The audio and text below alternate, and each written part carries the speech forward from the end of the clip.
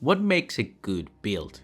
Is it the high damage, high survivability, how fun it is to play with? What's the one thing that all good builds have in common? In my opinion, is simply how fun it is to use. And that's why on my channel I've posted all sorts of builds. I've posted from the best builds the game has to offer to some of the weirdest off-meta builds you can possibly find. And the reason for that is because I'm just having fun with them and I think other people are enjoying using as well. Today I have another one of those builds. Last Friday on stream I tried a slightly different version of this build for legendary content, but it wasn't good enough. However, what was quite obvious for me at that time was the fact that this build with a couple of small changes would be very fun to use on solo heroic content. So for the past couple of days I've been clearing control points with this build and I've been testing all sorts of micro changes in order to come up with the best version of it. Before we get into the build, I would like to point out that because this build combines pretty much everything, there's a lot of room for players to adjust it to their own playstyle. I will expand more on that later on in the video, but you can make all sorts of changes if you think that that would fit your playstyle better. For this build, the main goal was to have high heals, but heals that feel like armor regeneration, not instant heals like the heals you would get from a hive field, because when a heal hive heals you, you get that charge and that charge instantly gives you X amount of heal. I don't want that. I want to have heals that work like armor regeneration works, which pretty much means that over 1 second you will get X amount of heals. That's what I like. I wanted to combine my 4% armor generation with constant heals, and that's why I decided to go with the Fixer Drone and the Mender Seeker. It's unusual to start a build breakdown with the skills, but they are the most important part of this build, and that's why we're gonna start there. As you can see, my Fixer Drone has a duration of almost 5.5 minutes and heals me for 63,000 armor per second. The mods on it increase the duration, health and armor repair of it. Fixer Drone feels more like armor regeneration because you get an X amount of armor back every second, so it fits perfectly the build.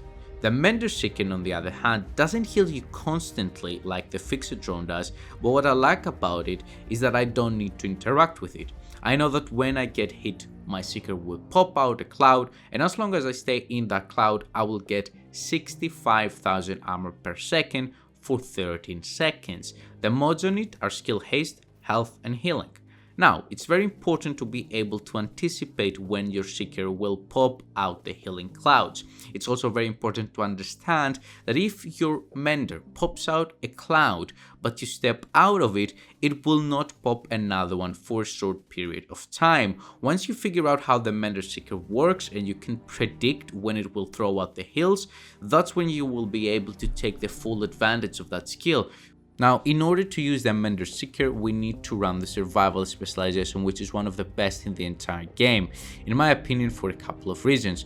First of all, it gives us the Mender Seeker, which we really need. Second, it offers 10% protection from elites. Third, our armor kits are applied over 5 seconds instead of instantly, which it's not ideal for every situation, but it works great with what we're going here because that means that it will feel like we're having even more armor regeneration over that 5-second duration, simply because we'll have the armor kit, the Fixer Drone, hopefully the Mender, and the 4% armor generation. And of course, Survivalist also gives us the incendiary grenades, which are my favorite because I like putting things on fire. Now that we're done with the skills and the specialization, let's talk about the pieces of this build.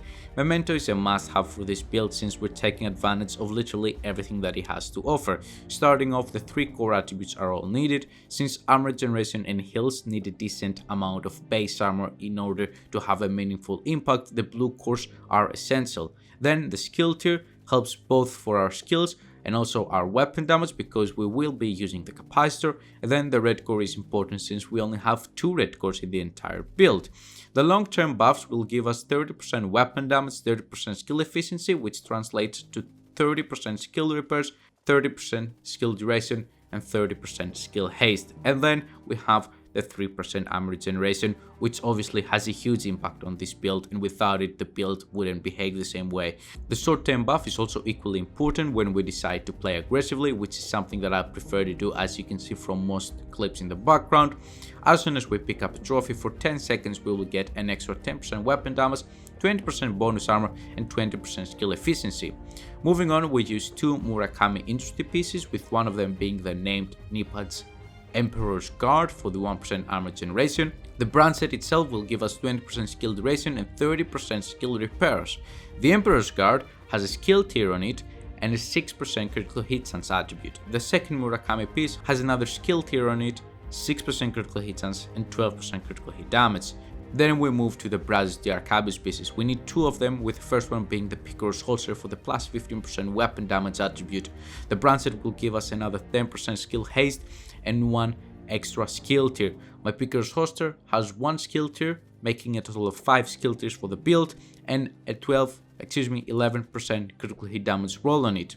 The second Brazos de Arcabius piece has a blue core attribute, making a total of 2 blue core attributes on the entire build, and 2 red attributes, 12% critical hit damage and 5.4% critical hit chance. The last piece of the build had to be a full red piece, because that's what we're lacking damage. So I went with a group of Sombra chest piece with Obliterate on it for the extra total weapon damage, and full red attributes of 15% weapon damage for our core attribute, 12% critical hit damage and 12% critical hit chance, 6 from the attribute and another 6 from the gear mod.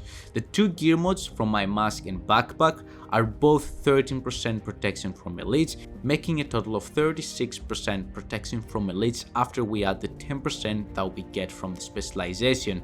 The capacitor is obviously the best option here, simply because for each skill tier we get 7.5% weapon damage, so our damage, even though we don't have a lot of red cores, after we combine the 30% weapon damage from Memento, the 15% weapon damage from Picaro's Holster, the 2 red cores and the 30% we get from skill tiers, is good enough for heroic content. The damage to armor and damage targets out of cover that we have on our attribute slots on the capacitor also help quite a lot with our damage.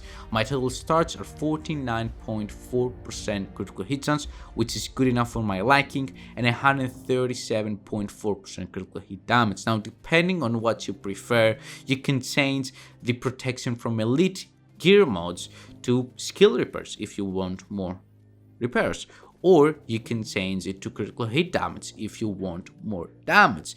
Another option that you have obviously here is, in case you want to invest more in weapon damage than heals, what you could do is pretty much get rid of the second Murakami piece that would cost you 30% skill repairs, and then get a full a red brand set piece like a Fenris AB piece for the 10% assault rifle to damage.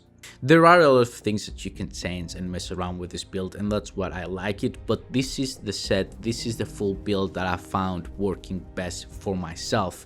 So yeah, thank you for watching, have a wonderful day everybody, bye bye.